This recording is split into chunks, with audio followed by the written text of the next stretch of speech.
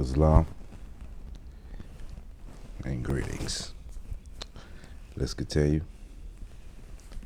In 1492, San Angelo and Francisco Pinello chartered ships to take the expelled Jews from Seville to Lisbon, where from the spring there were no shortage of Barbary passage. So you got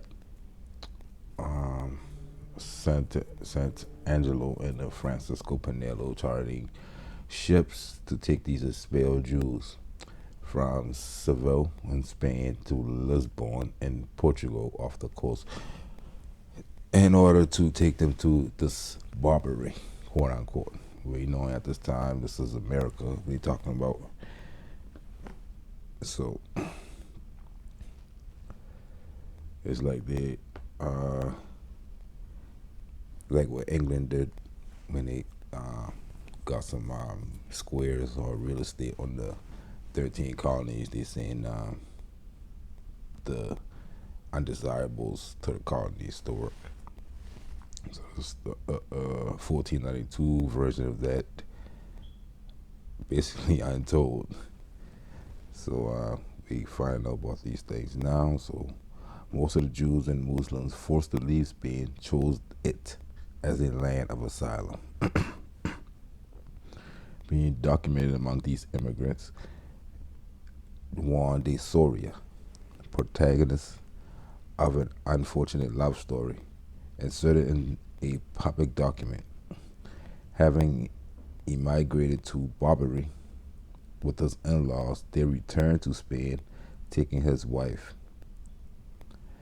They became Christians and married the daughter to the Spanish. Soria followed, baptized, he claimed the wife. Later, from 1595 follows, in which Felipe II acknowledged the decline of trade, admitting that the cause was the monopoly of the Casa de la Contracción and state interventionism. And that's been an excuse. But the real reason the decline of trade happened because of the war against the Moors who were controlling that trade.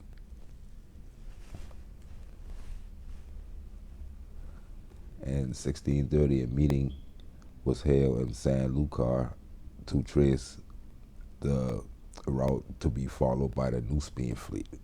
So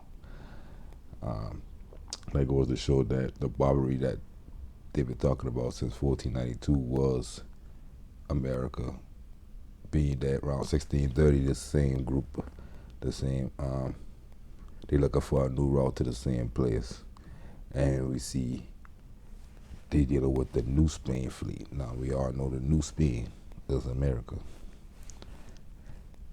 So now they're going from Barbary to names like New Spain at this time. It's about 100 and some years later. 132 years, 38 years later. And it said, in a committed year, the Caribbean was infected with privateers, relying on secrecy in the absence of a more effective defense weapon. It was agreed to follow an alternate route. So they had to find an alternate route at this time, 1630s. When the kings, oh shit.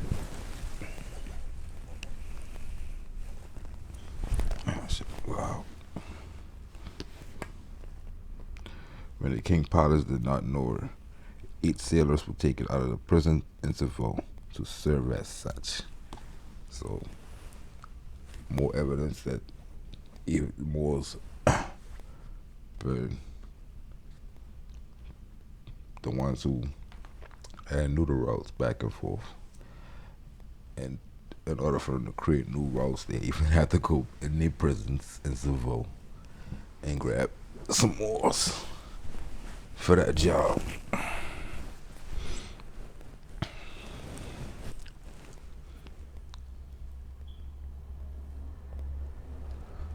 And here's what we're reading from. Basically, the decline of traffic, the Jewish family who went to Barbary return, and preparations of the new Spain fleet's alternate route through Sonda, Canary, and islands.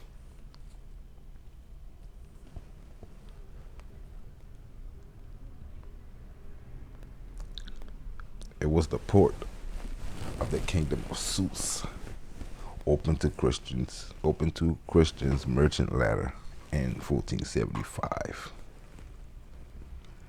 So the king of Sus in 1475 decided to let them come to certain ports, merchants. Basically, trade, opening or closing trade to them, been always the thing. Until now, when they just take all the trade and open it out, close it to you. But he said, and which included the king of Portugal and the Duke of Medina Sidonia, among others, was on the side of Aguirre. Safi sold gold, rhinestones, cochineal, indigo, and other products from the Indies. It was the only one with stick wax. Saltpeter was sold, made with salt that was produced nearby. And he's talking about Araya. Remember, a couple of years ago, we found the salt company sitting still today, right there.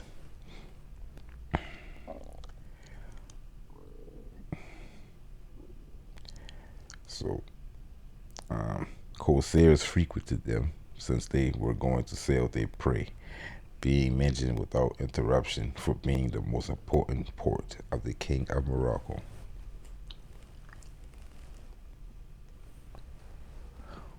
Open beach could not accommodate high-board ships. So she said that because if we go to the Azamor, this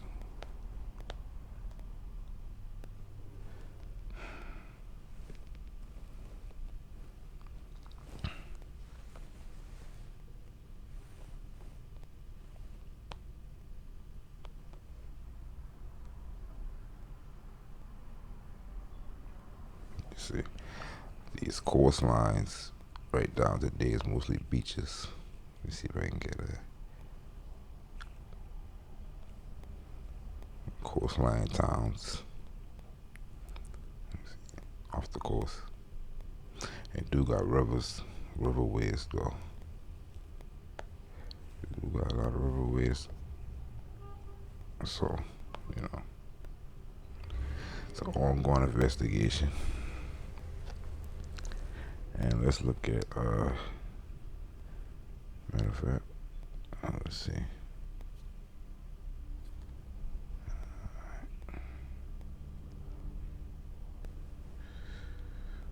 Okay.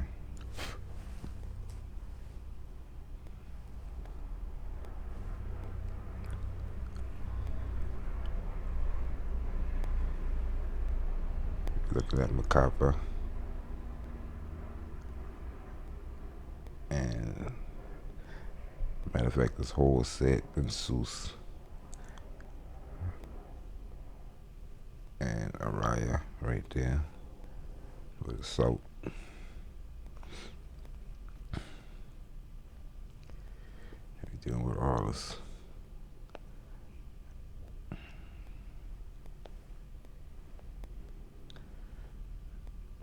So mostly Macapa in this area. Maybe you see where he's got Afua. You got two Afua, which is supposed to be the two Saleh on both sides of the river. But now it's Afua, and you can see it's two of them. So on the side we got the two Safi.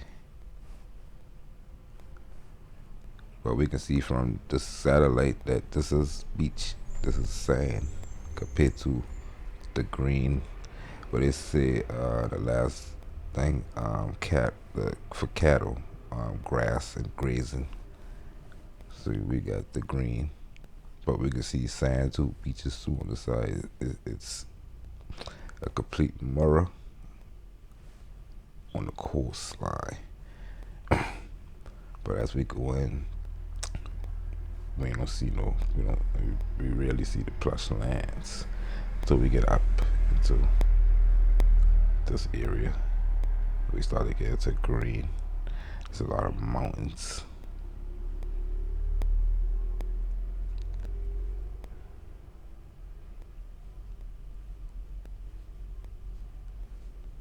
Right here. But to make a long story short, this area will be played.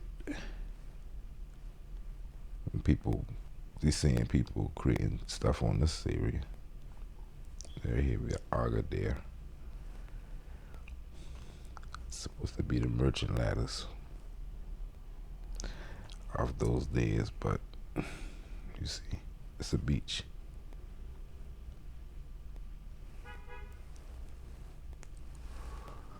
Those products that show up coming from Agadir,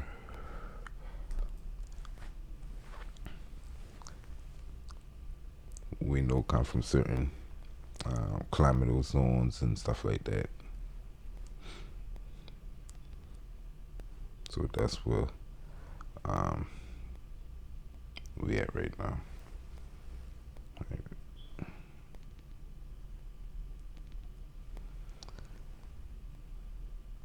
So open beach cannot accommodate high-board ships. Agent Francisco Roque, tenant of the port of Azamor, frequented it.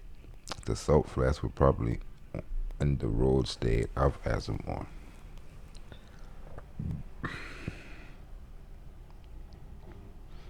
English merchant describing Safi in the Sharif. I wish I could get close up on this one because this is English allegedly. Let's see.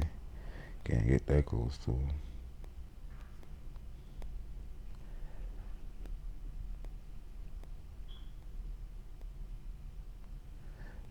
If we could have read this before, we could have get some clues ourselves. So she ain't had Google Maps. She allegedly claimed to go to these places to make sure. And we got the power of Google Maps, which would really bite into it. But, let's continue. With the temple gone, the protection of the sea routes, it was left to the army of the King of Fez and depleted. And it depleted. So basically saying, over time, we just lose the protection of it. And it was probable that the supplier of the European cereals and oil, any carrier merchant, will be well received. So we've been wanting European cereals and oil. So people who had that, we were letting them through. This gave rise to merchants and adventurers held back by fear to the knights, making the crossing navigation, which routinely left no trace. So it's basically saying that people been coming back and forth very much frequent, but ain't really a lot of evidence of that, which would make sense because at this time they already had an idea where they've been and where they were going on the planet. And never been an idea of a new world yet at that time. So we ain't no need to say, okay, let y'all know we're going to America. It's a kid somewhere try to say they discovered this place. Later on, they ain't gonna think that because can somebody discover the United States right now? Or you got an idea that too many people already know about it for that to happen, for that to be a thing.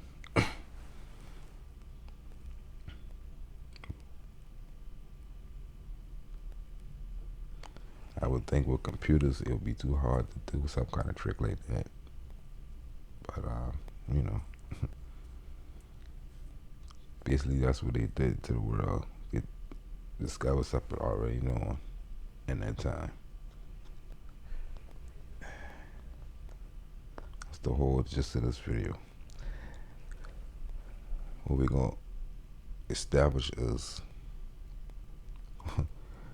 the fact that the term America is basically talking about these dark-skinned people from Alaska to Chile, who they call them black and Afro-Brazilians.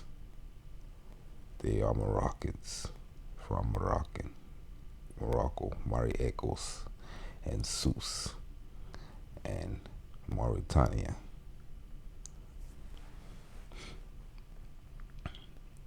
And as we can see today, with all the political uprising, everything stemming from these Moors. With the what I think George Floyd incident, not become worldwide, but that's a Moor who get killed right there in America, in his land. That's like saying, it's like the so-called dark-skinned people, Afro-Americans, Afro-Canadians, Chileans, whoever. They Chinese. If we're gonna say this, the name of this land is China. These dark-skinned people is Chinese people, but they don't know that. They call themselves yellow people. That's what the equivalence is. And the whole world's affected by this one mistake that nobody want to talk about, or even they want to say, okay, we ain't more say this, but that okay, look what it causing whole world flip upside down for a lie. The name of this place is America, and these people is Americans. In 1700s, if somebody had said, show me an American, they would have looked for a dark-skinned person. In the 1700s, it's been well known by everybody that these people been Moroccans, but they've been saying it in a different language. When you say a Moroccan, you just saying an American. You just speaking English when you say Moroccan. When you say American, you speaking in a language that you don't speak today, but you saying that word in that language. Basically, you know that word in a different language. You know how to say Moroccan in more than one language. Put it like that.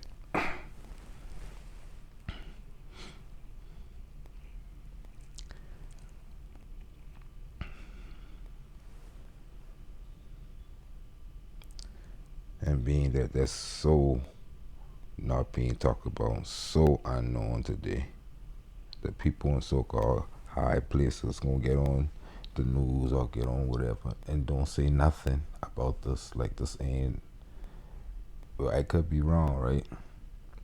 So that's why I'm gonna give you 100 hours worth of claims to prove this, and I won't see anybody come rebut it at the end of the day.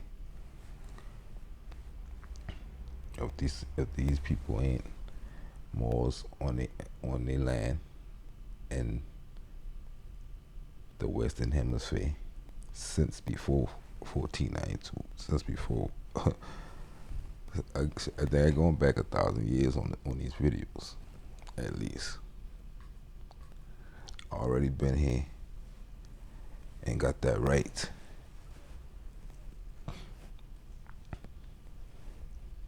And that first class citizenship.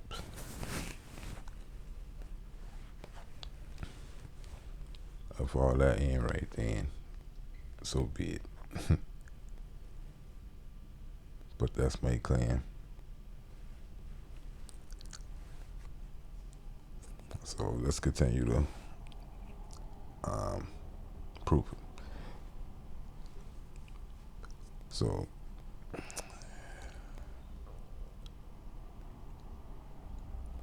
the transoceanic flight passenger with good passage and end mentioned the starting point and the one above, but not the crossing. The sailor did the same, not being random or exceptionally profitable. Continuators of the temple, those of Dieppe. She's saying most of these merchants and most of these crosses right now is like Templars. They're part of the temples and stuff like that. These old Christians.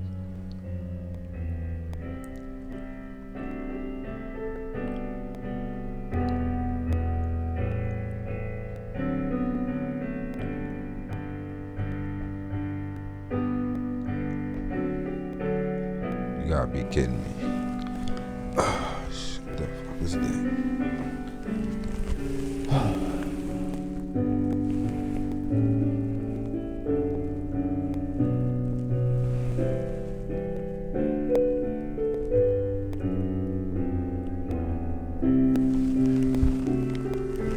Shit.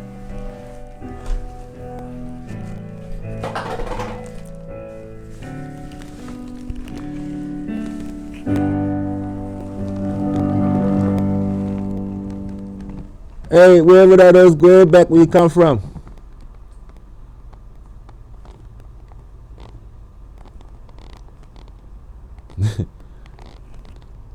I know what that is, but they better not do that no more.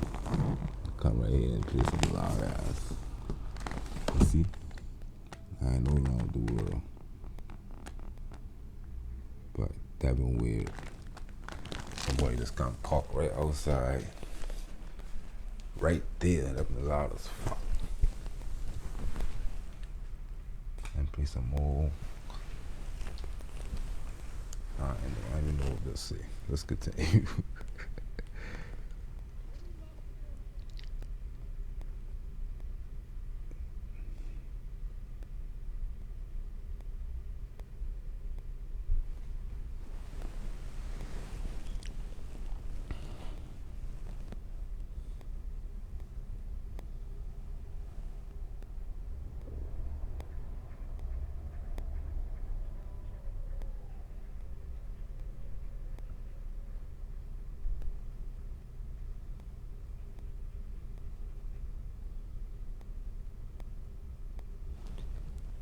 Okay, so they so basically saying they perhaps instructed by the knights frequented West Deros regularly, leaving behind exceptional journeys financed by the city.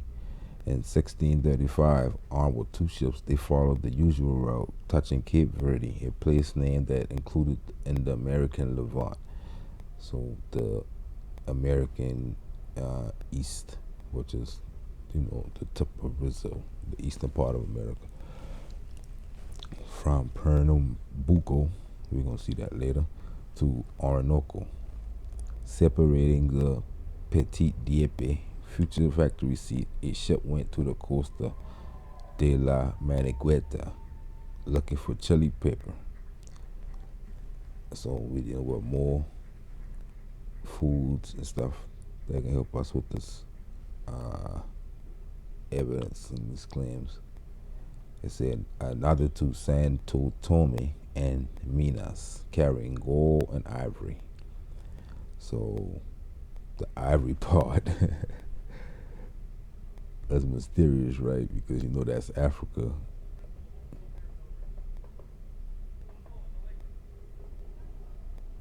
But we know Minas is the Moorish Latin for mine, gold mines. So we know that's dealing with mines. We know Santo Tome is in South America, but we got gold and ivory. And November 1374, the city's army made a splash in the Canary Islands. At Christmas, he dipped in the Cape Verde on the Paria side, passing through the Costa de la Manigueta.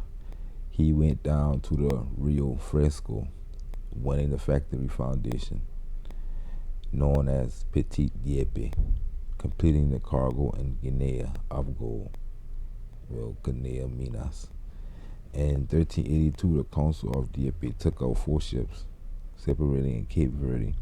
The San Nicolas headed to Cabo Corso, today Corzo and More, on top of a mine.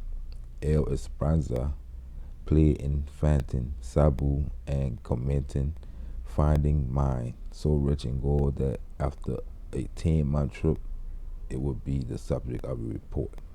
So you see the dates, right? Just before Castillo, you got the Templars already getting deep into what's going on.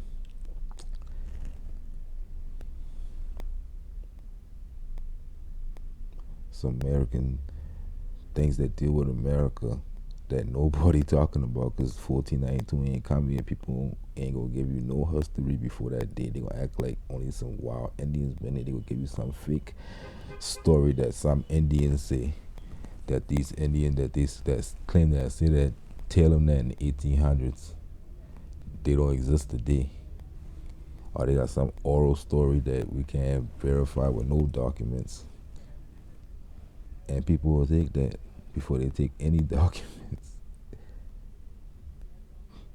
They take all those definitions of these place names like Orinoco and all that. They're gonna tell you some Indian language, say that means the 15,000 winds or some stupid ass shit like that. That don't mean nothing to nobody.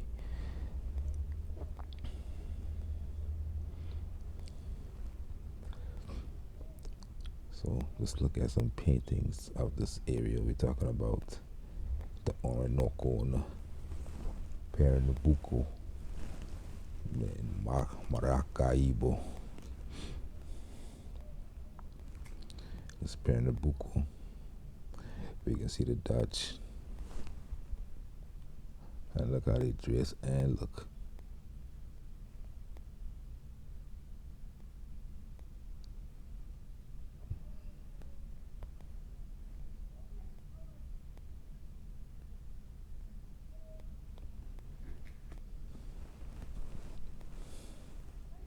And this palace right here look old already. And this time, they already dealing with ancient stuff over here.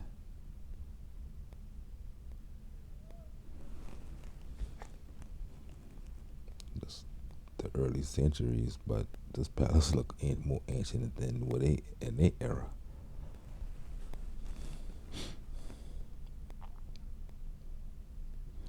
This area right now is Guyana, and no, matter of fact, in Suriname area today. That's Suriname. They stole it.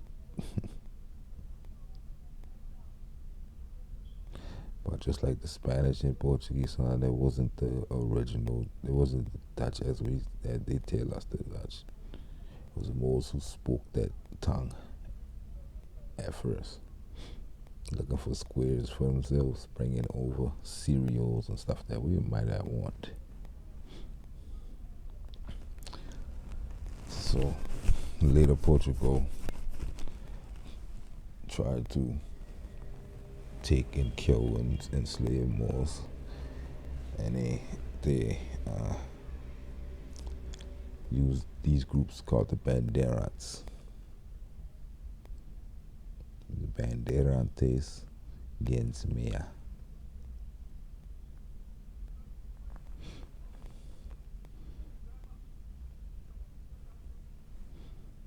My bit darn, my bandit men, bandits.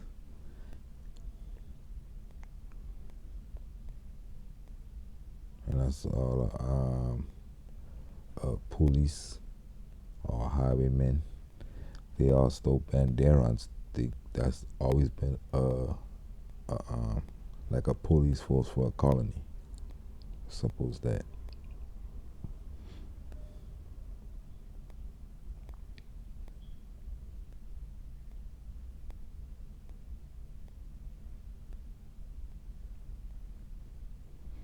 And what they used to do was just attack and kill Moors. Diamond their job, but they turned that into their job because they've been on the Moorish lands, the colonies on the Moorish lands.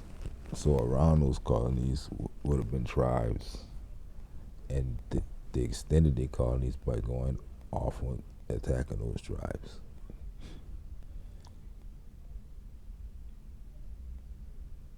One got the red and blue. Red. One got the red in his head and blue in his head. It's just a continuance. Everything is a continuance. And I'm gonna probably learn some science from the Marabout.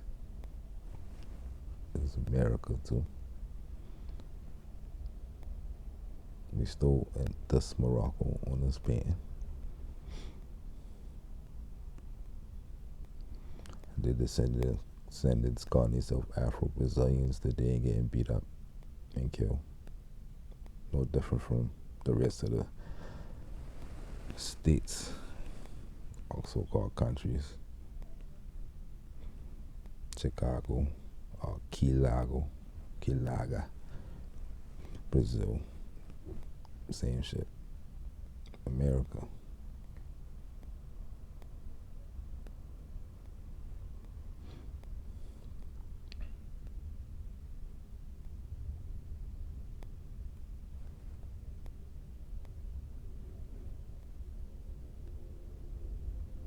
The reason why it can be in our face and not in our face at the same time because they give you a hell of a story to explain this. All these people allegedly came from Africa, right?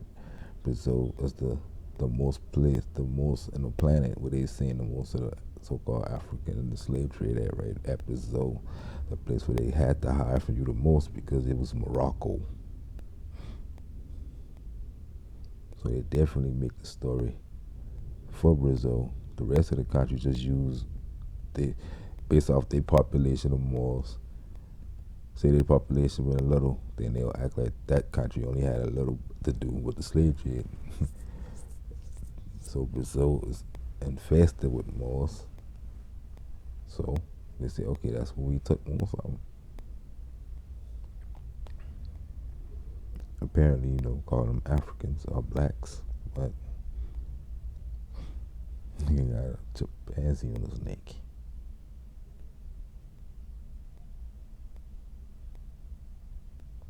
The fisherman.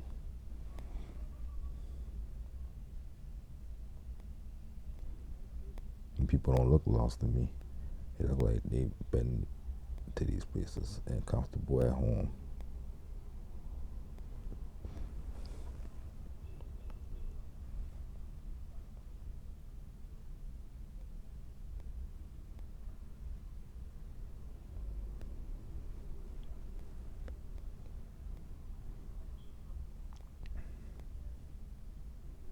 You got a French version of the Moorish Latin. You can get Dutch version, a Portuguese version, a Spanish version, all just different dialects. Yeah, that's why you can read them all. There's different dialects of the same language.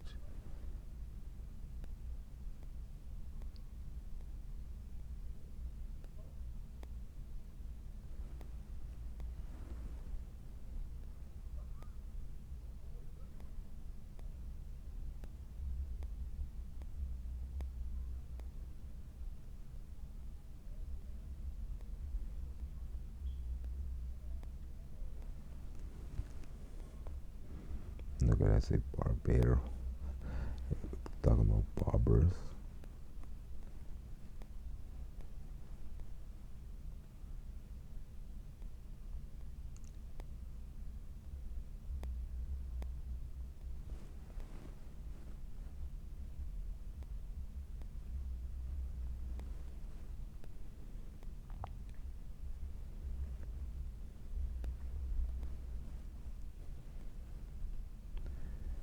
That's a good thing. The name of Andalusia.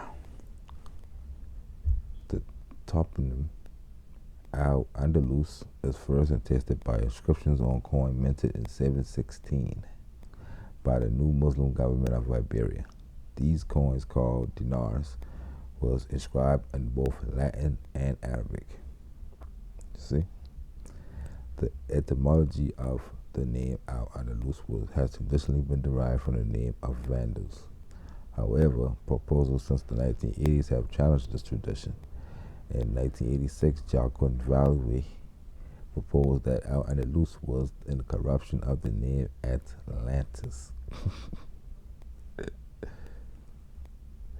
and that makes more sense to me knowing what we know now, right? Because the Atlantis Islands and those terms like that, most would talk about America back then.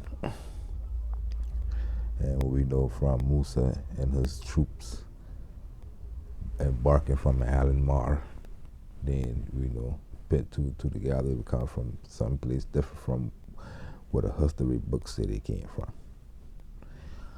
Heinz Ham in 1989 derived the name from the Gothic term Landalatz, and in 2002, George Boston suggested derivation from a pre-Roman substrate, Landalatz. So we got three, all four different names.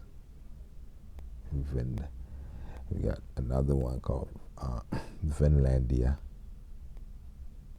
Winlandia. Yeah, Winlandia with a V.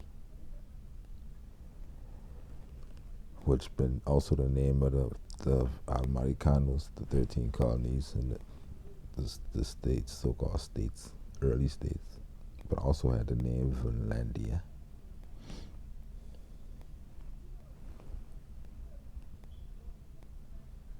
And we know La Florida, which is today the South, is a carbon copy of Al Andalus, from the buildings to the people to everything, the styles.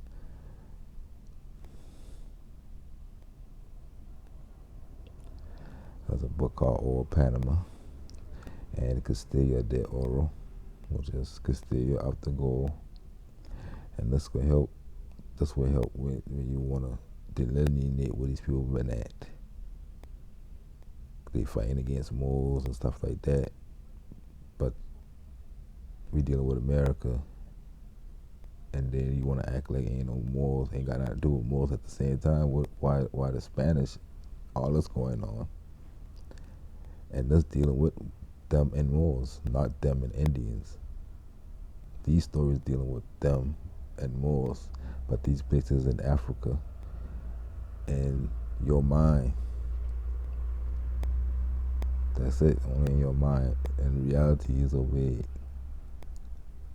letting them play with you. They would talk about Sir Francis Drake in this one. The Buccaneers in the Caribbean and the South Seas, which is Marpequena. The Sack of Old Panama by Henry Morgan. Story of the Scott colony. So you got the English, like she been telling you. The English been sitting around. They had squares and shit too. In Caledonia Bay. Caledonia, the ancient name for Britain.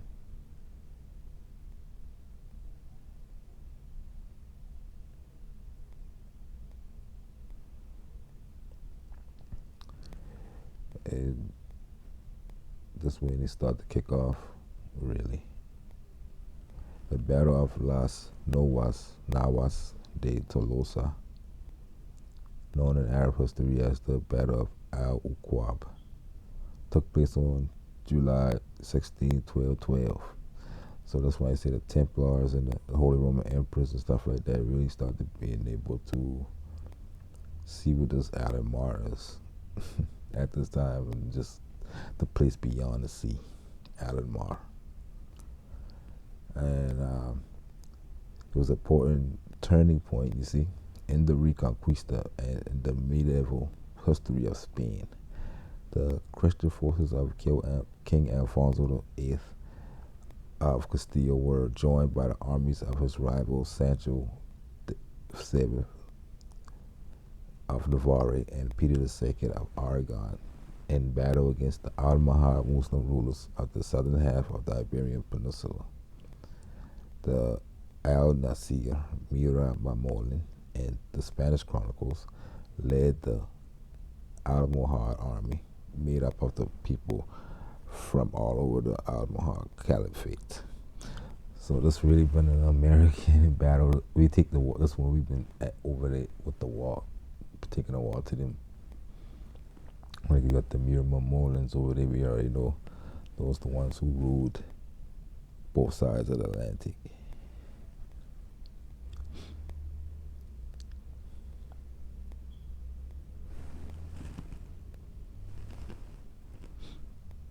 Okay, let's see this battle. And in Andalusia. And take the whole Christian world against the Almohad Moors in Andalus at this time. They take the whole Christian world to go against them. You see the Knights Templar and the Knights Hospitaller and Narbonne. You know, these are all the same. These are all the same symbols. If you go look on the so-called slave castles that they say in Africa and all that, these same symbols sitting right there, Order of Santiago. And you don't even see the so-called black African American scholars even mentioning these belligerents against them ever.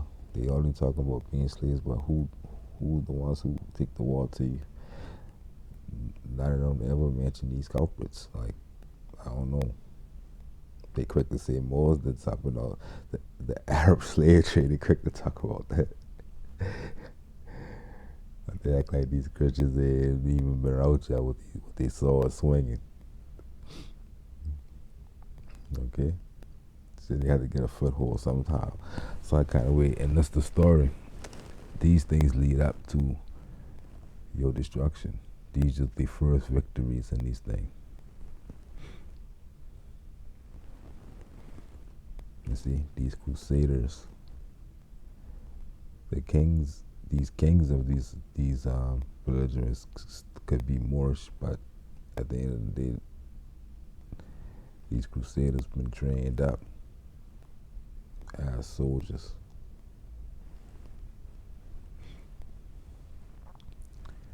So let's look at John Cabot. And he been a Venetian. Now you can see how he dressed, right?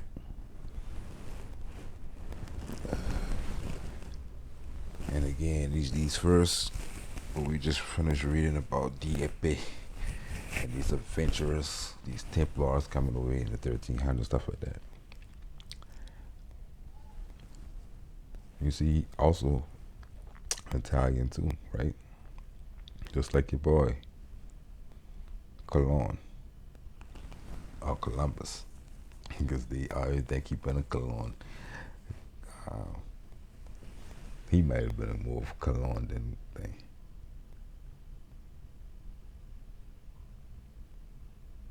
Hey, look at Amalgamated Fry and the cut Black Fry.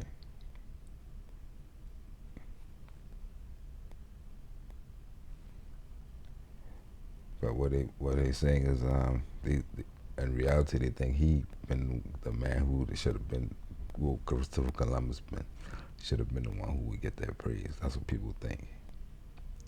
And you see Finlandia.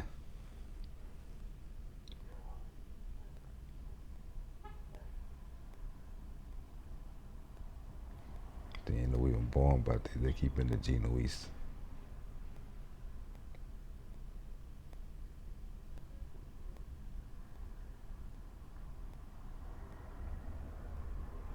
Yeah, see, they say he, as Columbus only reached South America and the other parts of the empire, he reached the north first in the eyes. You know, Ludovico. That's Luis. So Saint Louis would be Santa Ludovico in Latin.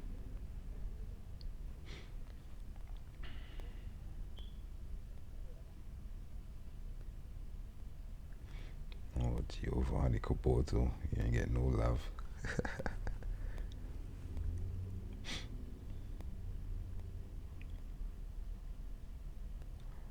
All right.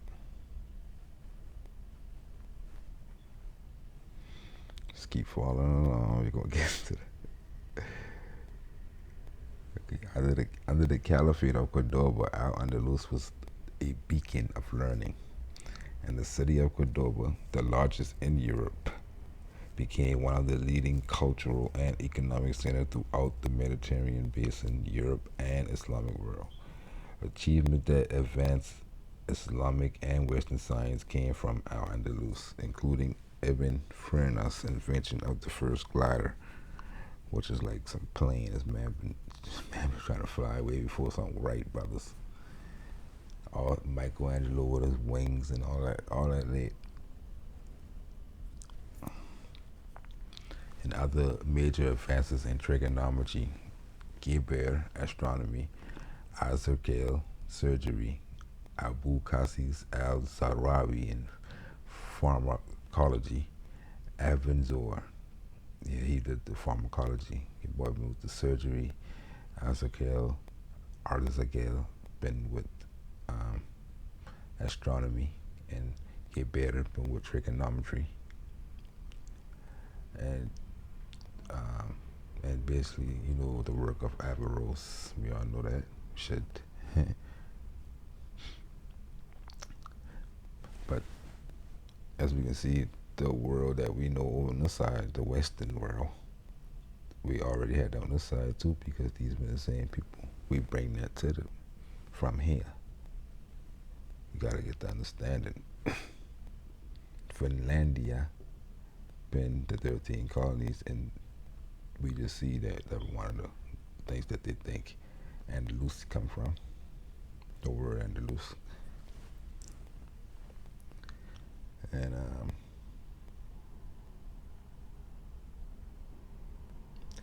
they say the centers, major, and Al-Andalus became a major educational center for Europe and the lands around the Mediterranean Sea, as well as a conduit for cultural and scientific exchange between the Islamic and Christian worlds, because the Mediterranean Sea been parts of the Atlantic Ocean at this time.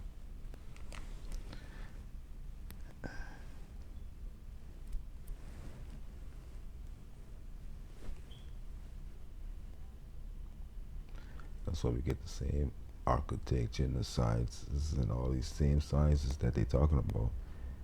This practice over here, they call it Western civilization.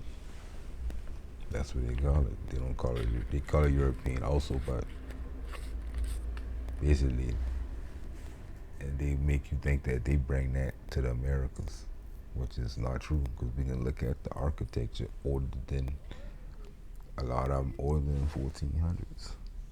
Still got the same architectural geometry, which shows somebody that knows something.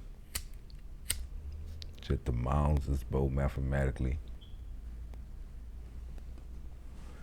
and not just Apollo rock. It both mathematically on astrological grid lines. Go look up lady named Michelle Gibson on YouTube. She giving a lot of that information, showing a lot of evidence to that. So for much of its history, Al-Andalus existed in conflict with Christian kingdoms to the north. After the fall of the Umayyad dynasty caliphate, Al-Andalus was fragmented into minor states and principalities. Attacks from the Christians intensified, led by the Castilians under Alfonso VI. The Almoravid Empire intervened and repelled the Christian attacks on the region. So we got, I think a couple slides ago, a good bit of slides ago, talk about the Almoravids just showing up from Alamar and putting their own people on the throne of Andalus. So that's what he's talking about. He ain't this Wikipedia piece, but they ain't gonna get that deep with you.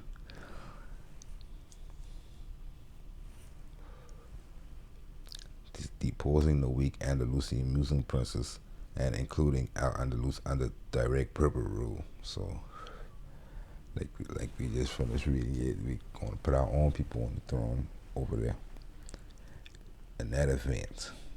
In the next century and a half, Andalus became a province of the Berber Muslim empires of the Almoravids and Almohads, both based in Marrakesh, the land of God, wherever that may be. So we could use their own words and we'll put it in proper perspective for you. Ultimately, the Christian kingdoms in the north of the Iberian Peninsula overpowered the Muslim state in the south. In 1085, Alfonso VI captured Toledo, starting a gradual decline of Muslim power with the fall of Cordoba in 1236. And that's why I put mark as the beginning of the end.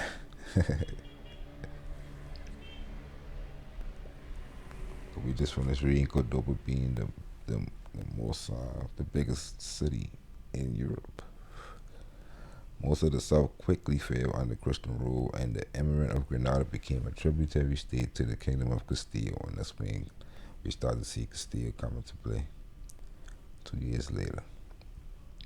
In 1249, the Portuguese Reconquista culminated with the conquest of the Algarve by Alfonso III. Remember, the Portuguese titles been the king of the two Algarves, one on both sides of the straits, one in Portugal, one in Morocco, in modern day sense, on modern day maps, leaving Granada as the last Muslim state on the Iberian Peninsula, finally on January the 2nd, 1492. And Granada, even though they've been still holding on, they've been still under the power of the Medina Sidonia family. They've been vassalage under vassalage Castillo. And that's what we reading the records from her family. Emir Muhammad the 12th surrendered the Emirate of Granada to Queen Isabel I of Castile, completing the Christian reconquista of the peninsula. And that's why that date's so important, because once they did that, they decided to conquer Al-Anmar, the home of these Grenadians, the real home, their motherland, America. In the west, Al-Walid, governor in Afriquia, central North Africa. Musa ibn Nasir, a holdover for Abd al-Malik's reign, had subjugated the Berbers of Hawara, Zenata, and Kutama confederations and proceeded with his advance towards the Maghreb, West North Africa. And they marginalized in the story, but we dealing with Moors fighting on both sides of the Atlantic too now. In 708 and 9, he conquered Tangier and Sousse, right, in the far north and south of modern-day Morocco. So they had to put that in there to lie to you real quick, so you wouldn't look for Sousse, the real Sousa, and installed his son Marwan as governor of the former, and his Berber Mala freedman, Mawali. And that don't necessarily mean a freedman. There have been Moors who've been speaking Moorish Latin, been getting their names like that, like Muli, Tariq ibn Zaid, and which just mean like a friend, the friend of an Arab. Someone who's speaking Arabic, he's speaking a different language, but they still knew they've been the same people. So Tariq ibn Zaid as governor of Sousse. In the same year, Musa dispatched his son Abd Allah to raid the Balearic Islands, and Musa been dispatching from Al-Anmar, which they're leaving out. Tariq invaded the Visigoth kingdom of Hispania in 711 and reinforced by an army led by Musa in the following year. By 716, a year after Al-Walid's death, Hispania had been nearly entirely conquered. The massive war spoils netted by the conquest of Transoxiana, Sind, and Hispania were comparable to the amount occurred in the early Muslim conquests during the reign of Caliph Umar ibn al-Khattab.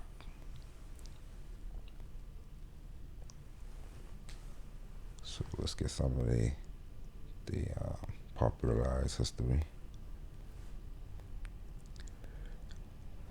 But what they're careful of doing is leaving out the Americas in display at this time, but it is in play. That's why it became in play after Granada fell. It became in play for the Christians, and they ain't leave it out. They tell you, we come into the new world, but the new world already existed and been in play. Alright, once we find that out, we're going to show you notable Africans upset by Carthage treatment of them gathered in Tangier. They agreed to say, when she say Africans, she's talking about Afriquans at this time. just one group of people, not the whole continent. And people ain't really had like set places. They had more of tribal names. They could have. They ain't really been. They ain't necessarily been the same of the name of the place that they're from. So these notable Africans we can be talking about over here or over there in this story, cause right, cause we got Carthage over here too, right? So they gathered in Tangier. They agreed to send ambassadors to Rome, bringing to the Senate a promise of a massive uprising. So you can see the Africans themselves been um, helping in their own the Roman destruction of Carthage. You see, you got the Carthage's own people going against them.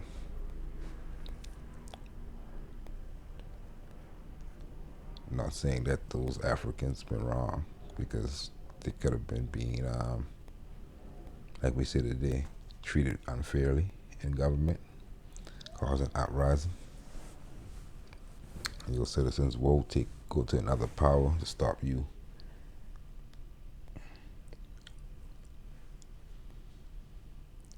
So, and half believing them, the Republic sent agitators instead of soldiers. Finding a town satisfied with the Amilcar government, they abandoned their ID and company. So they have been sure of these Africans been lying, and also they're saying agitators stuff, and they find a town that been satisfied with the Carthaginian government, and they abandoned the ID and company. On the fringes of war, Hannon and Hamilton, son of the general, began discovery voyages, quote unquote. That Pliny and Strabo, chroniclers of the trip, named cities and geographical features indicated that they discovered nominated. So they basically ain't really, it wasn't never been discovery, but just a consolidation of what were already known and just mapping out your kingdom. And that's what the Christians used later. They used the term discovered also. And they were just mapping out what they feel beneath what they conquered.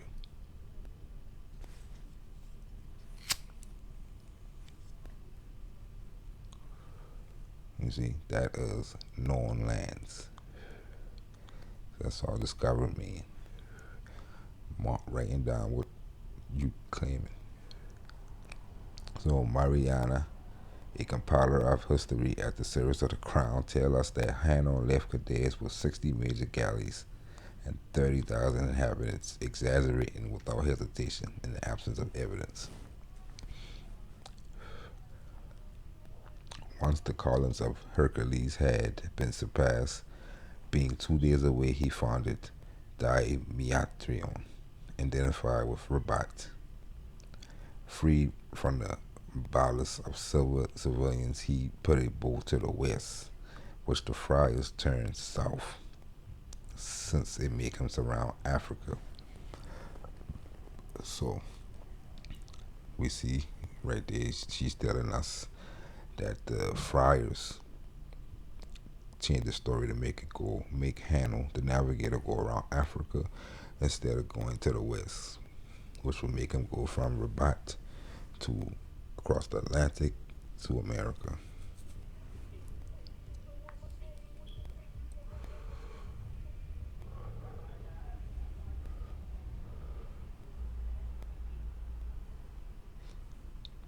But the friars ain't really been able to tell that lie too often, too much, because I find plenty of books of in the old 1800s, 1700s and stuff, read even in English, that talk about Hanno reaching America, possibility he might have, because they find too much evidence that he did. So that ain't work. The Amplucio promontory would be the first land sighted. Coasting, coasting, he came to Sala River and its mouth. There was population next to a desert. He passed the Cape of Nam, the last Ghuanaria. And we know dealing with Ghana or Ghuanaria. Take the C, change to a G. You got Ghana, and Ghuanaria would be the country of Ghana, which just means paradise. See, where was Mount Atlante? We'll get into Atlante later. Mariana assimilated the Cape to that of Bojador. While Columbus was in the west of Cuba, the natives told him of two gold-rich provinces located in the west of the island. They called it Nam. So she put two and two together.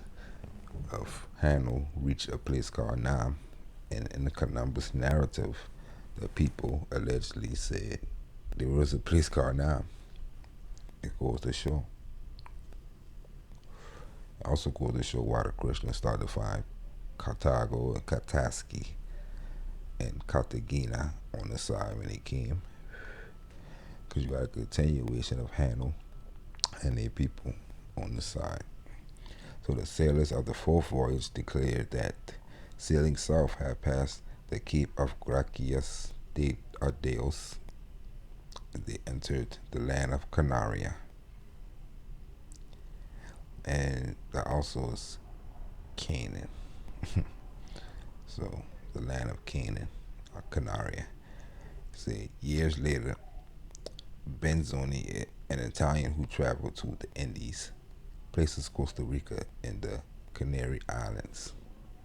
Hanno passed in front of the delta of the Osama or Zanaga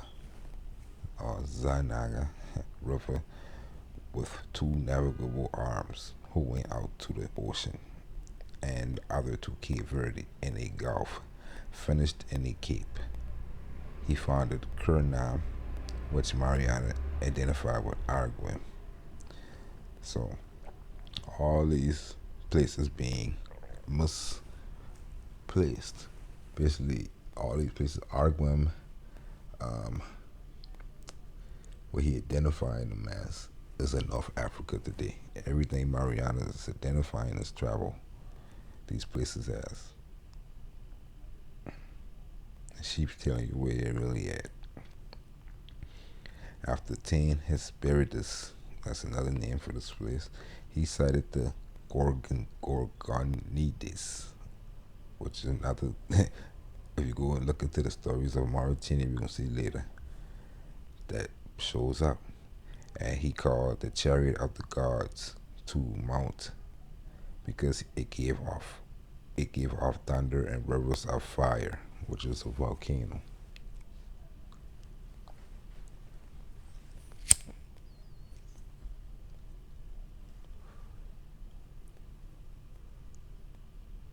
At the Equinoctio, they saw men covered in hair, which is gorillas and shit. They killed two females, filled the skins with straw to take them to Carthago, turning to Levante to the east. Hanno looked for the Cape of Good Hope to follow the Red Sea.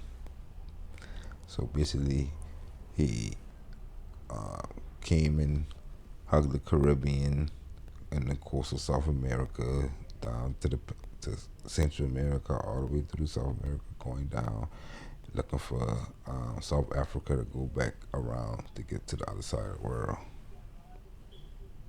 Knowing exactly what he doing. So, in this book right here, we can see right here when they say in the time of the king of Rodrigo en tiempo del rey Don Rodrigo sin todo hace Pardio España de Mar a Mar. So it had showing that again from sea to sea. From sea to sea. So we deal with an ocean and not a strait. So they say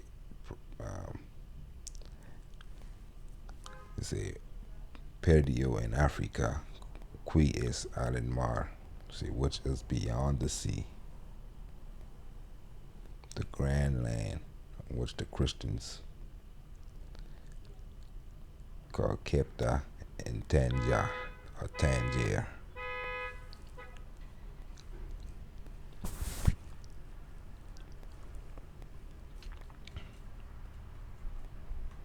So again, showing they've been using the term beyond the sea, calling it Africa beyond the sea, not the streets.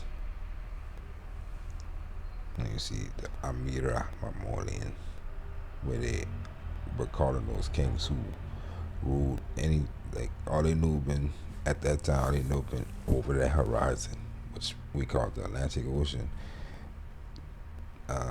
Ships been coming and going over that horizon with Moors, and they've been calling them Amira Momoli. And we look at their titles say things like the King of Ghana, from pole to pole of the Moorish.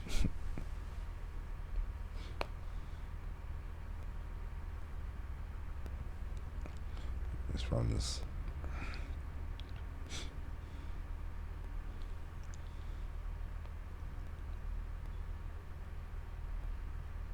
A lot of these are the sources from this book she wrote. She got some sources that she going through,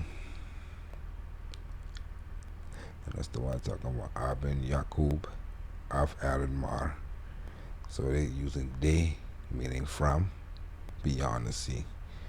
Just they didn't know where he was from at this time, so they just spelling it from beyond the sea. That's a Moorish American.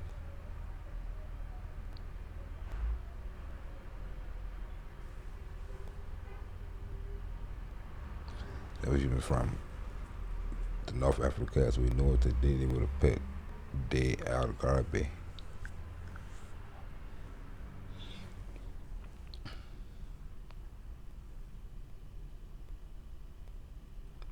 But the way the Christians looked at it as all that was Africa, even the one that they know of as Africa today, that been Africa and America been Africa. Anything outside of that strait.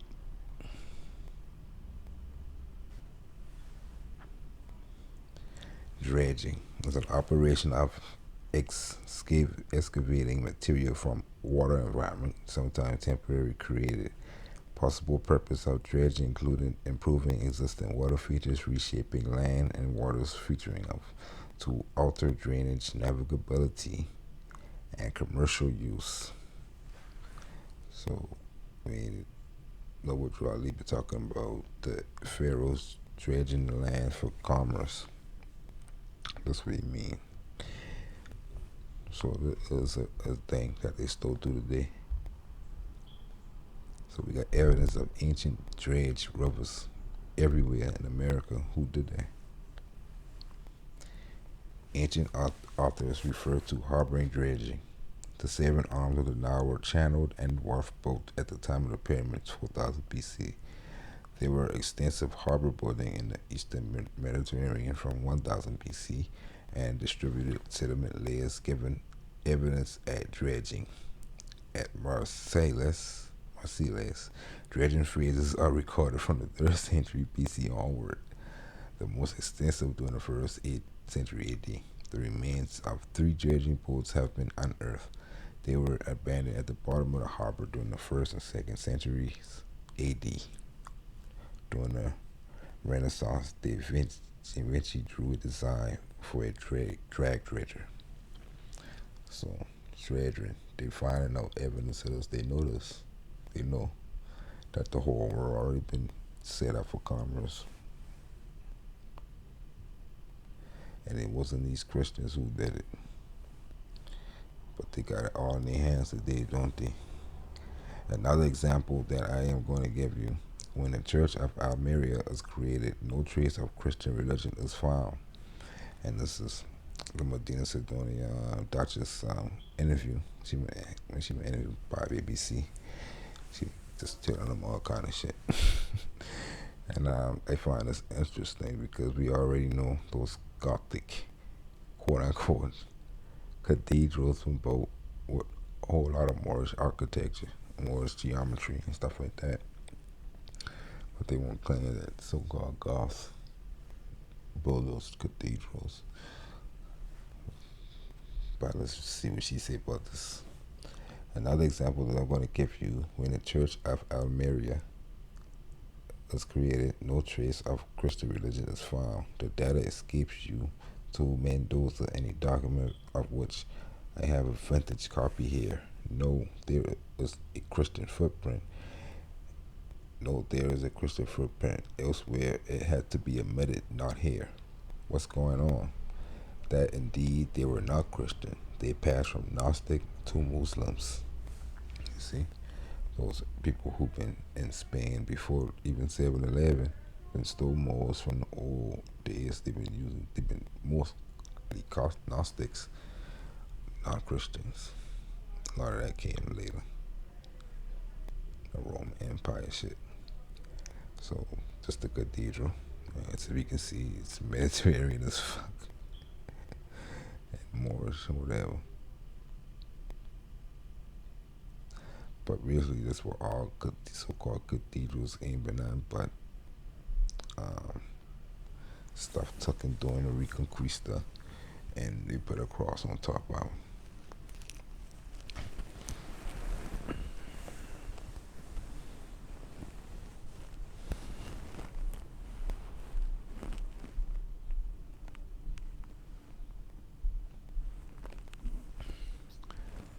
That's another good text to grab and go through and see. But they say a lot of stuff that you don't see in the English narratives, in these narratives. And you're talking about a Ghana, so you'll be able to know which Ghana.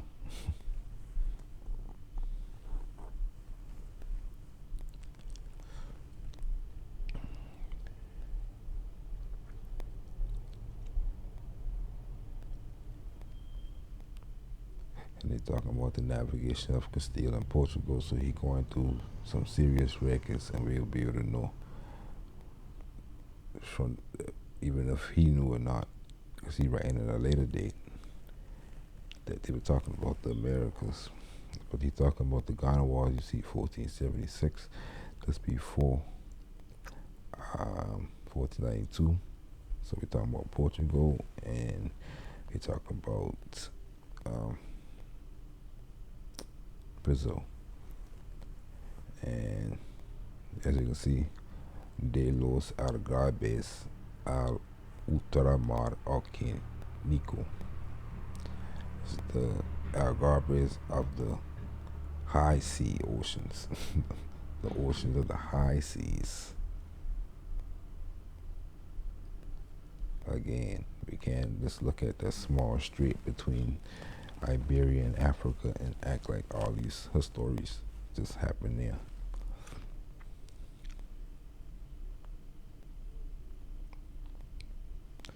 And yes, they talk about 1476, the war, the Ghana Wars.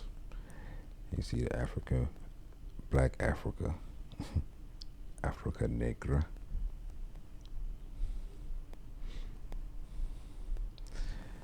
So you got the war between the Spanish and the so-called blacks in Africa. It's 1476 they call it in Wikipedia, called the Ghana Wars and the Straits of Ghana. And that's how they throw you off. Because they don't mention this when they mention the transatlantic slave trade, but this is exactly what this is. The war. A war between Christians and Moors. That's what it is.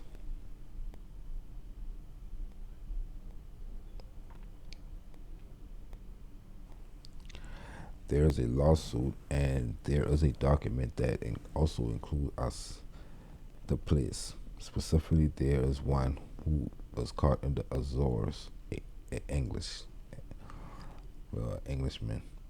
The post says, listen, look, that peace have already been made, and that they caught me in the Azores, and they didn't. He gave us his burden. I can talk about the tonnage because they have to say it, and what carried. This one had wheat. So in that peace, it is established that the Canary Islands remain in Spain, and that Spain remains the kingdom of Granada. The conquest of the kingdom of Granada, because those concessions were conquests. The Pope did not give the land, but his conquest. So the Portuguese did not conquer anything. They trade with the Muslims on the other side, like those in Palos trade quietly. So the Palos, the brothers who've been from Palos who helped Columbus and all that, been already quietly trading with us over here. Also, Portugal, as the Duke of Medina Sidonia trades, and it happens to establish a lordship there. It deals to cloth and short traffic.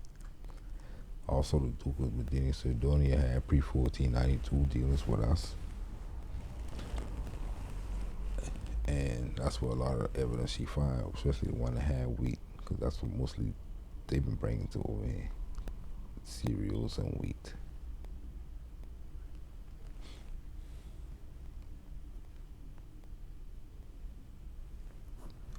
Say, why is the new kingdom of Granada called the part of the gold in Colombia, right? And that's something that even when I've been little, I used to wonder why we had places like New Everything, New France, New Spain, New England, New Gallica, and all that on the maps, old maps.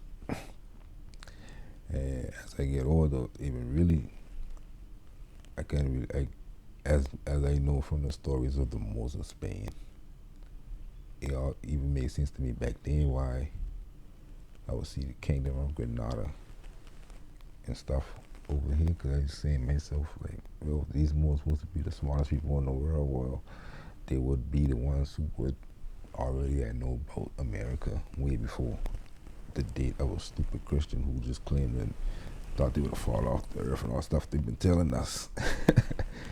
They've been telling us that they own about. But these people right here civilized the world in 1492, and they fall in 1492, and basically, why I see Granada over here, and New Granada, and New Spain. So I have an easy question. If anybody to ask themselves, why is the new kingdom of Granada called the part of the gold of Colombia? It is solidly for the Spanish to say new kingdom of Pomegranate. So that's what Granada means, allegedly, to them. And why the fishermen of Palos who go to the fisheries from afar. So you see records showing, she put in the quotes because these letters that she got saying shit like that. Fisheries from afar, and words like afaraqua come out of that. They go to the kingdom where they do not have to do the mooring that the Catholic monarchs before that of America buy half of sticks to be able to take ships, because if not, Columbus could not have get out of there. So way too much stuff. Evidence show that they already know what they've been doing. A royal custom army is created, and he doesn't order it as a royal commission by the Senora de Palos, because if not, there would be no, not have been no able to get out. So they're using names of people who probably got status and stuff to come out, yeah. They do business. So you see, spies and shit like that. Well, simply, Granada is a step towards goal. I have not seen the idea of unification of Spain until Enrique IV, and even this one does not have the sight of the peninsula unification, but in the goal. So basically, she's saying them Christians, they've been fighting for Granada because they've been trying to get the source of this gold, which will lead them here. So when Castile get Granada, that's when the 1492 story come out, because that's their story of this place, of them getting the gold. They get to that first step, I guess, to deal with Palos and those islands, the Canaries, those princes and stuff like that, step by step.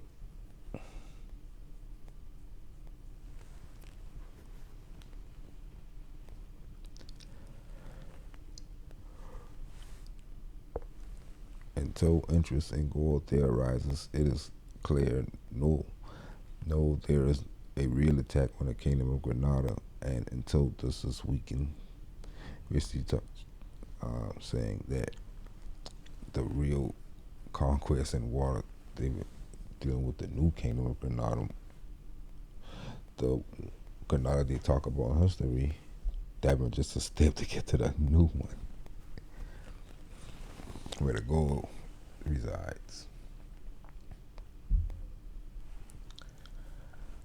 There were two survivals, one of the Templars, who had a great relationship with Islam.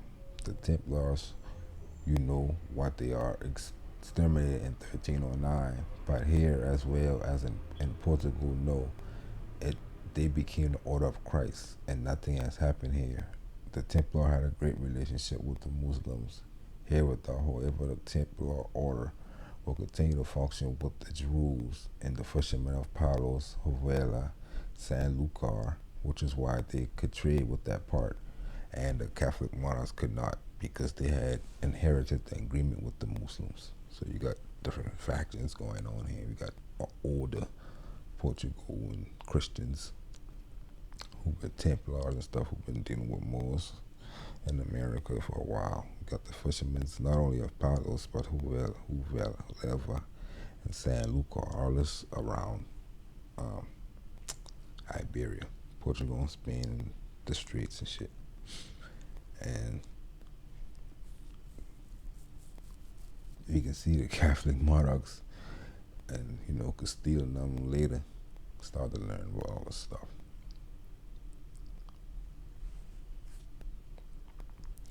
So look at the Elks. There's a town located in Cormaca of Baix. Vina again, the Ghuanaria, all these like Venezuela and stuff like that. Spain, according to the 2014 census, Elks has a population of 200,000, and it ranks the third population in the Valencia community. So let me see. I want to show. Matamoros Castle of LK. We already can see some more LK. And one of the kings had that name of the Americas. He's been Mahura, I think. LK.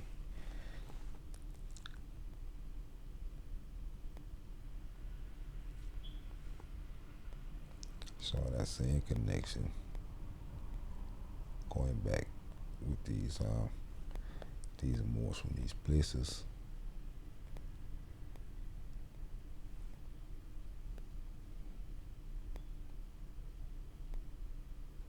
A boy named John Cabot and all them. See how they've been dressed, right? Let's look at the lady of LK. You can see Carthaginian bust. That was discovered in 1897 at La Alcudia, an archaeological site of a private estate 2 kilometers south of LK, Spain. It is currently exhibited in the National Archaeological Museum of Spain in Madrid. It is generally known as an Iberian artifact from the 4th century BC. Although the authorship suggests strong Hellenistic influence, this is Mediterranean. These old Phoenicians who been already ales and stuff like that. Let me see. See, Lady of LK is believed to have a direct association with Tanit, the goddess of Carthage, who was worshipped by the Punic Iberians.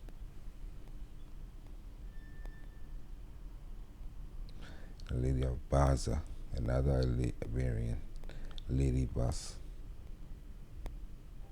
They're showing a lot of matriarchal things in these Moors too, you see. Just like in America.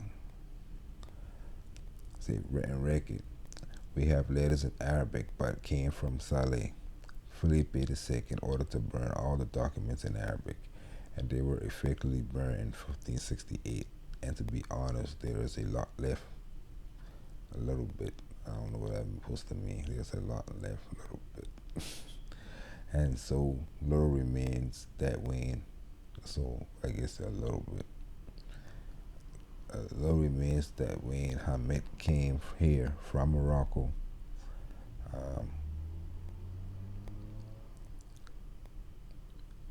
It seemed that he is the brother of Sidam, Muli Sidam, and that they had divided the kingdom, had trouble finding an interpreter. So, seems like the Christians burned so much of the historical record of these Moors, they confusing them. See, and it was more already in the 60s of the 16th century. After the War of the Alpujarras, it is said, well, yes, he spoke Al-Morabil, but it's already noticeable that the Moors themselves, who are reserved, no longer speak Morabil because they were no longer writing Arabic. That is evidence. It is a language that is losing. So that's why most of her records put in Latin and Spanish and stuff like that. And burn other ones that they can read, I guess. Franco period. Well, it gives me hope that he has published this work in the University of Cadiz, because that means that some hand is opening. But the other book on the question American, published by a French, there were no way to get it published. So you're talking about another book that questioned all that shit before hers. Before she wrote a book questioning the shit, she got another one that gets suppressed, of course. There were no way to get it published. Spanish people, a Frenchman published it here with all kind of difficulties. Of sale, exit, diffusion, and what you want. And now himself, I have requested those documents from Simacas a year ago, and now they tell me that I have to sign an agreement. I have sent the application, and there's some of the stuff she's going to do right in this book. I have sent the application and everything that I've been told to send, and I refuse to pay them at 15 pesetas. The photocopy at 15 pesetas. The photocopy is a right that all Spaniards have, and more a researcher like me. So yes, I am having trouble having the documents, getting the documents. I translated this from an interview, and it was written in Spanish, so the English translation ain't gonna be perfect. In fact, I have an investigation stopped because of that.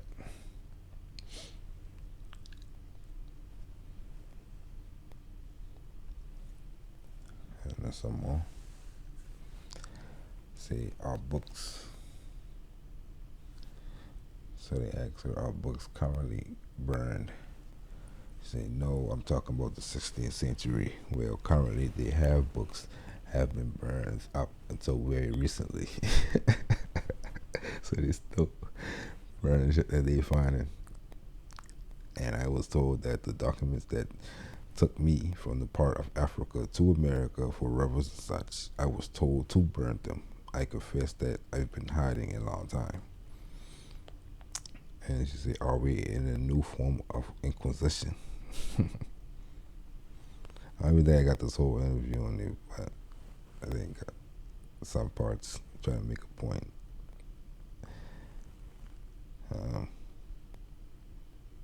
Instead of making a video, just reading the whole interview. It's interesting. Said constant in this country, they falsified the whole history of Europe. There is things that nobody understands. Suddenly, the 13th century in Europe, there is a brutal economic boom. People start producing surplus to be able to buy because the offer is greater and they are no longer content with the economy there was. What is that boom based on? In which suddenly, to Europe, it's a lot of gold. Whatever the wheat does, I don't know, turns to gold. So basically, it's saying wheat started to turn to gold all of a sudden. Then, if there's gold, the gold will come from somewhere. Where there evidently there was. The Moroccans had it. It is said that their treasure taken, that the treasure taken from the King of Morocco, who was killed in the Nawas de Tolosa. Remember that? I was saying earlier. Changes the pulse of gold in Europe. So they say just from that one king, they changed the whole economy. So it explodes the gold abundance, which goes down. Where does Morocco have so much gold if we stick to the current Morocco? Do you want to explain it to me?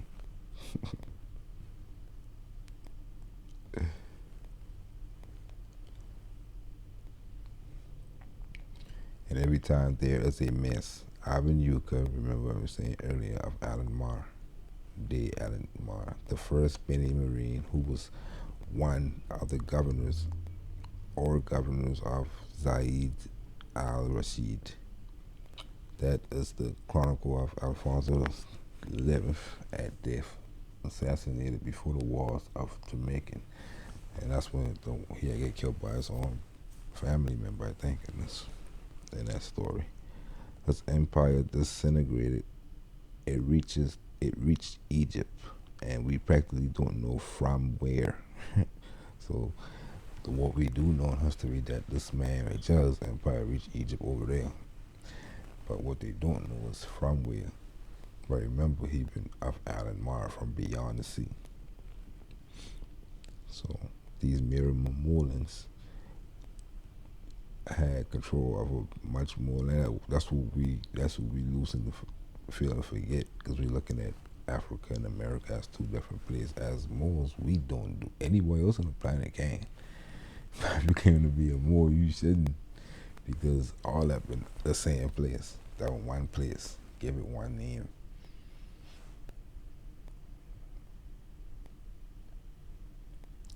The revolting governors included the Bukhari brothers and Akob, son of Marine, who became one of the Lord of Fez, and another senior of Rubat, who had Fez and Rubat. So after this fall right here, that's when you see the Christians and the Templars start to come. Like I say, while we fighting, they picking up scraps. The Christian powers. They became independent, and they will pass the sea to Saleh to help a revolted king in the other part in Morocco, dealing with two parts of the oceans. But from Egypt all the way through South America and North America, whatever, this empire we can see been fracturing within itself. And at the same time, you might have two princes now in America. You might have one prince in the Canaria part, the Canaries, or the Caribbean, and one in Brazil, and one in Florida, and one in Virginia. And some of them might work, some of them might be down with one European power, and the other might be down with another one, and be enemies with one and enemies with another one.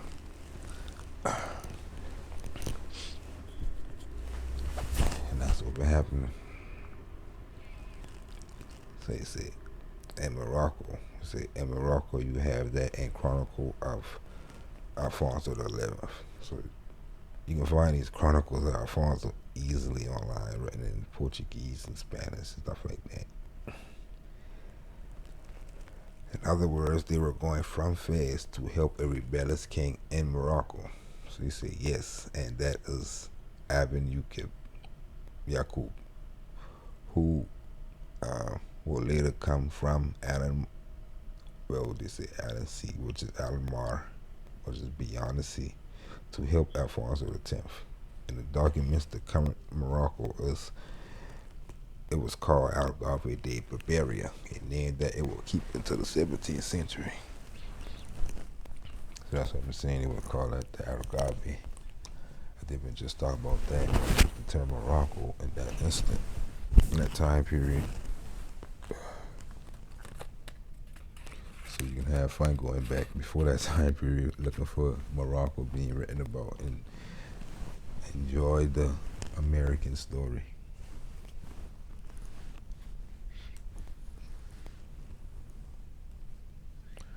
So I'm aiming at this one right here.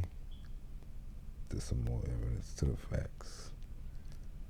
El Cid from the stories is already fighting at the end of the 17th century, which is being taught in schools. It is kind of a constant in this country. They falsify the whole history of Europe. They are things that nobody understands. We already read this, yeah. Okay, this the rest of them. See, that brings us back again to the American thesis. And every time there is a mess, we read that already. Yeah, it's the same thing. They just use two different translators. So we aim at this. Around 1036, the preacher Al-Dara ben Yassin moved to Berberland, despised by Africans and Spaniards, who called them rustic and villains, not because they didn't speak Arabic. He preached the Quran to them. From the prestige, they gave him a deep knowledge of herbs. So they getting knowledge from each other. Of the Almorabitum, advance payment of the temple and all military orders, residents in convents subjected to rigid religious military discipline. He was preparing them to conquer the world when the heir of Beni Ifrani rose up against the father in Sus Aska, so the Sus of the father's west. The king landed in Tedo province, Canary somewhere in Gran Canaria. Crossing it, he entered the Sus, defeating the prince. In the history of Morocco, Tedo appears here as a coastal province of Barbaria in a document 1490 as a town in Gran Canaria. Because Tedo put the name of that prince, and they got that in the Canary Islands, so I know they take that from Colombia area and put that over there.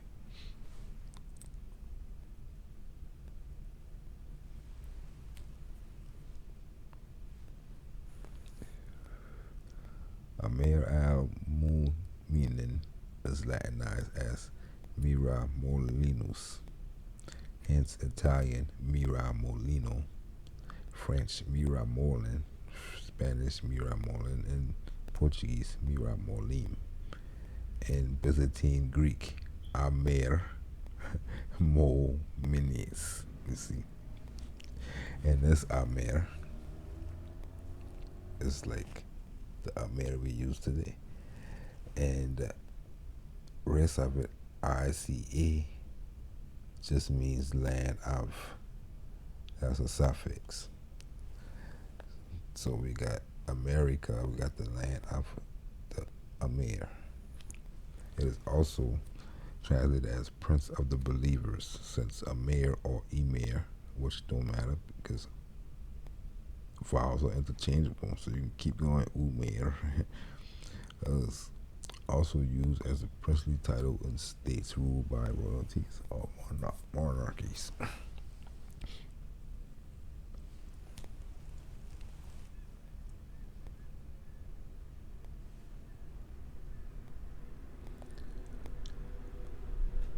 I know that supposed to be stop, but I don't want to start right now. I want to try to get to Mount Atlas. Try to get to Mount Atlas at least. Okay, we're talking about the kings of Ghana, unless they could peers, so you know they only know one Ghana. Or what they gonna do? They will give you truth, but they gonna marginalize it and leave stuff out. So he sits in audience, or he agrees us against officials in a dome pavilion around which stand 10 horses covered with gold embroidered material. So, you know, everything dealing with these kings of Ghana dealt with the gold, Mina, and gold mines. And from what we just read, we dealing with Morocco, a different Morocco. So we know from Ghana, um, it claimed appears to have a central core region surrounded by vassal states. So um, you see they had a Sama, Carthaginian, like Zama. Said these came presumably the rulers of territory units often called Kafu and Mandinka.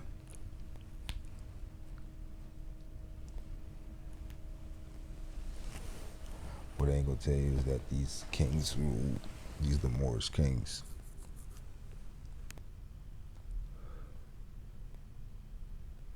And look, the official has been called Mazalim.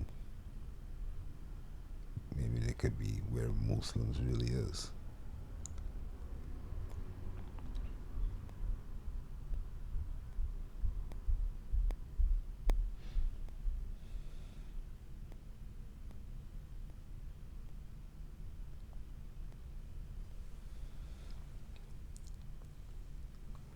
Ghana was combined in the Kingdom of Mali in 1240, marking the end of the Ghana Empire. So the Ghana Empire even predated the Mali Empire. The Ghana Empire is Kana, or Canaan, or Canaria, and dealing with the old American history that's being hidden. So something I posted a year ago. Say Carthage was founded by, like I was saying earlier, even the English old English text talking about this possibility.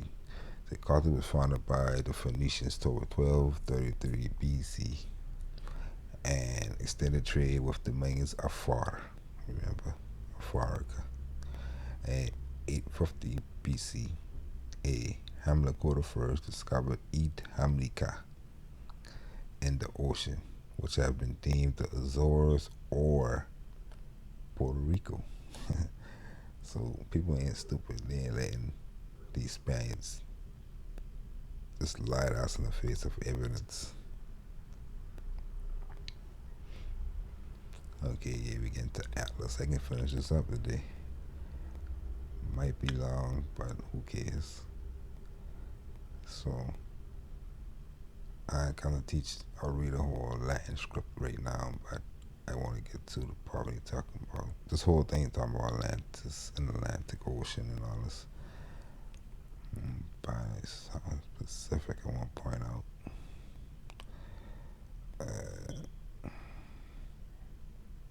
Well, for one, we can see they're talking about Africa, they're talking about Sidoni, the Sidonians. Sidon is Phoenician and Egyptian. And they talk about arithmetic and geometry. These people have been on it. You see, Phoenician. Okay. And everybody already noticed. Right here you see Chaldee, Persia, India, Egypt, Grecia, Greece, Nick, Non, Arabes, Quamplu, Rimi.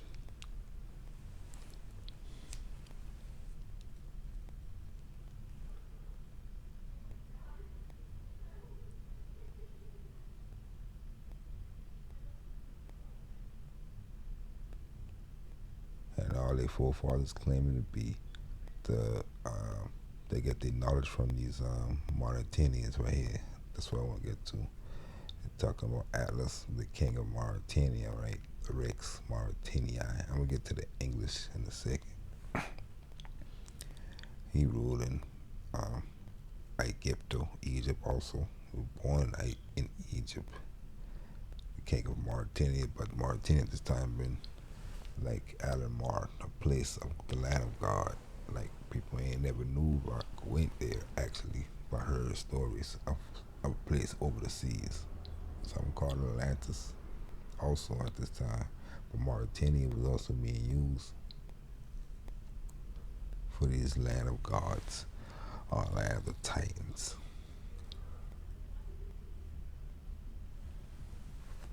The Greeks and Roman history will give you the idea what's the real American history going on already. And then talking about astronomy and stuff too. So this book is Architect Director, the right architect, the right. It gives us um,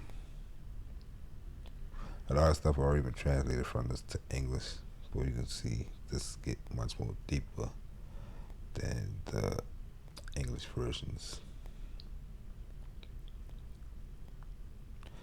And talking about the people, the Atlanteans from the ancestor, the king of Mauritania, who named Atlante, and that's where we get the Atlantic Ocean.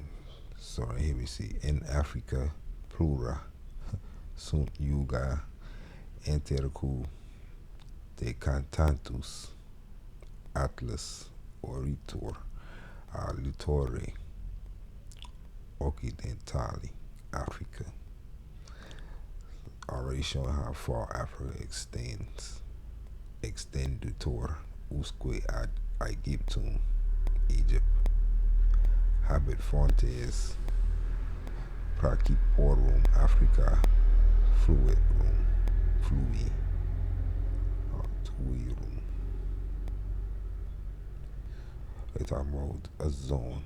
Basically, like I said, the zone Torrida, the zone of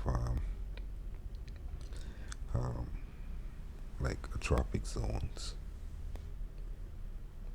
Showing you at the maps, just talking about zones and stuff like that. And right here we say Atlante es nombre de un rey de Mauritania. It's the name of the king of Mauritania, and also the mountains. Los Poetas, the Punic. And they get into all the kingdoms under these people. They get all the way up into France and Spain and Italy, and all these influenced by these so-called kings of Mauritania,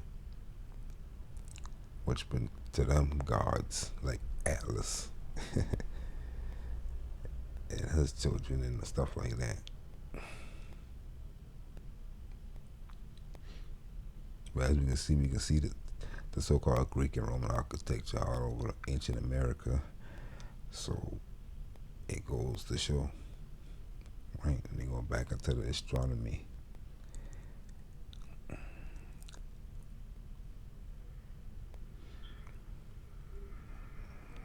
see.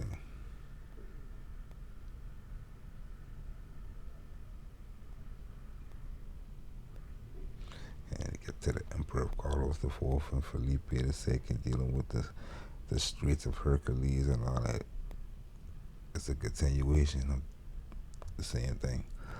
And this right here is a lexicon, the right words or the lawful words. And written in like the 1500s or some shit.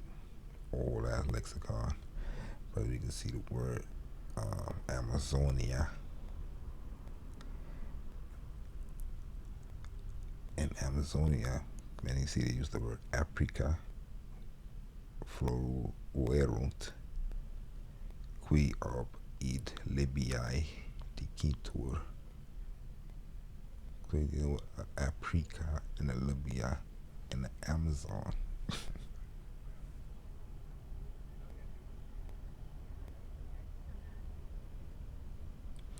dealing with the Byzantine Empire in Libya, which they call Amazones, showing that the word Amazon is even um, ambiguous.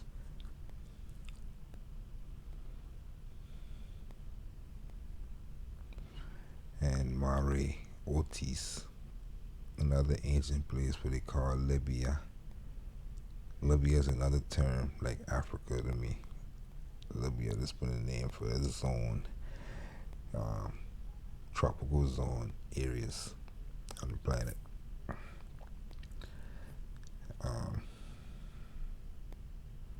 and Peru is another name for that. Yeah, lexicon 1534. And the Amazon, we already did that. Yeah, Amazones, look that up too. And they talk about Skythii on this one. Paying out, which probably means reaches to Skythia. Paying ultimate.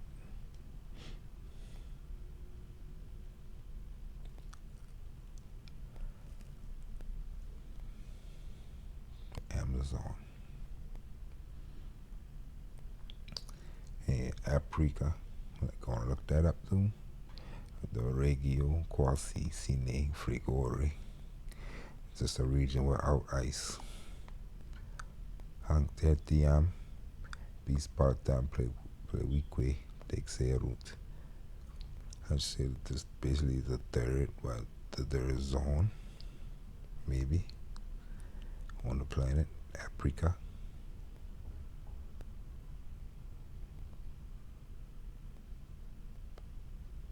And you know PH make the F sound, so that's Africa.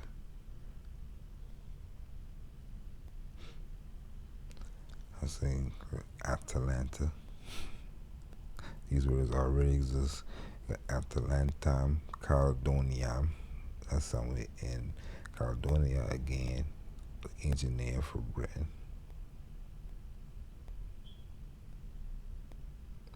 Got so much places and stuff that don't even exist on our maps today.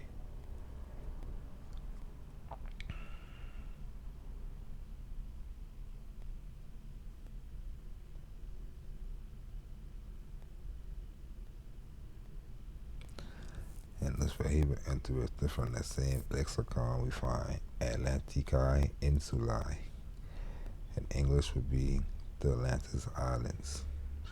Like chapter 47 uses the term Atlantis Islands as if that's a place in a lexicon, and you won't find it if you're looking at a lexicon of today.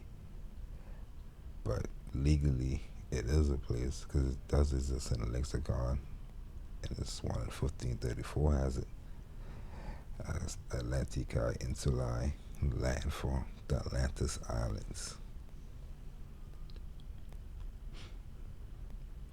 And again, talking about Libya and the Atlantis Islands, he's talking about Stowe, talking about Libya, because we're dealing with a tribe of people.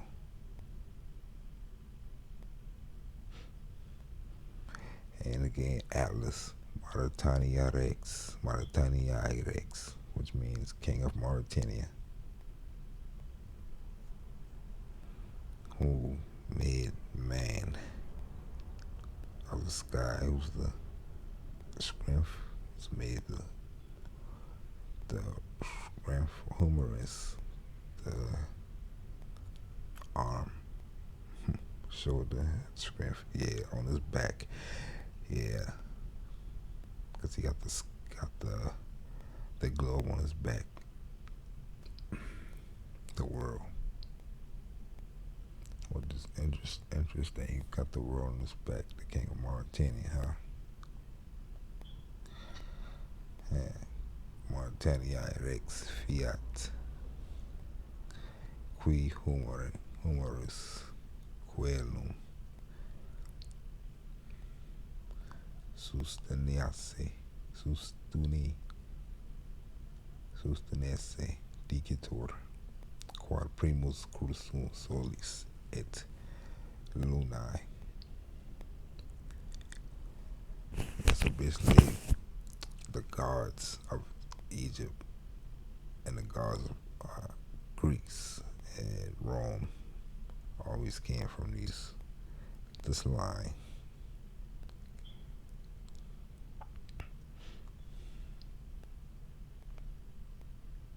Let's see, the primus, the first.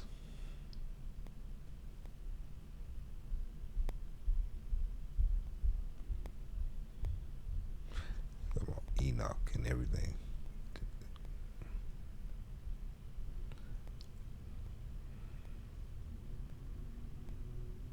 And it really basically is talking about Moors who bring them science and astrology. You see, the columns, Alterum columns Hercules, Hercules, the columns of Hercules. Leaving out the columns of Hercules, you're going to the land of God in Mauritania.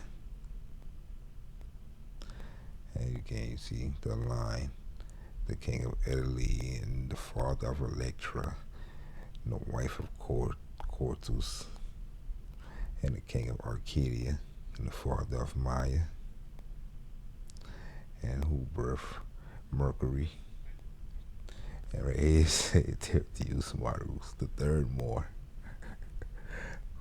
who was Maximus. See their whole family line. They give you the whole family line. They are gods in the Greek narratives, in the Roman narratives, pantheons. They straight up saying the third Moor, Tertius Marus. As you can see, Marus being capitalized and used as a proper noun, not as the color black. He was just calling them Moor. But they use it more as the ancient Egyptian would use it to mean the one who gave command, our God. Okay, so I did finish him today. So that's the end of the series. You just gotta know who you are, and you know it'll give you more understanding why the bandits, the banderants, the Matamoros, the Moor killers, the ones against God, those ones, it'll give you an idea why they want to hurt you, kill you, and harm you, and destroy you. Because Carthage must be destroyed, because that's the Roman, they saying that. And, also goes to show why these videos that I'm making shows exactly why it becomes a big thing when they do stuff like this to you, especially on your land. Americans can't kill in America. It's a big thing to the world because it's historical, and you're dealing with this. You're dealing with, regardless if they know it or not, we know it or not, it's bigger than our thoughts about it. It's playing out historically. It's playing out from the times of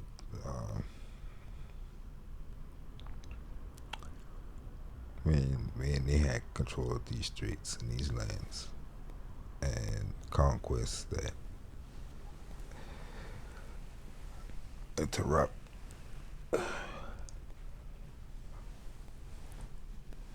the world trade at that time, still have an effect today.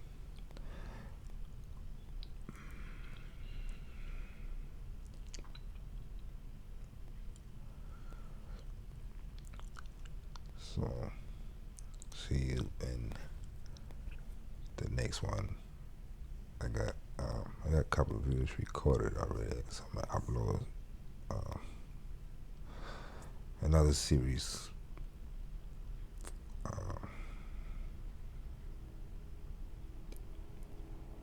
dealing with a more current timeline. Just the same timeline we're dealing with, but I'll take you to the times of 18s, 20s, from the war 1812 on up to the 1920s, where we had what they call in history, historically they call race riots and uprisings and stuff like that. But if you follow it closely, it's a continuation of this war between Moors and Christians. So, peace.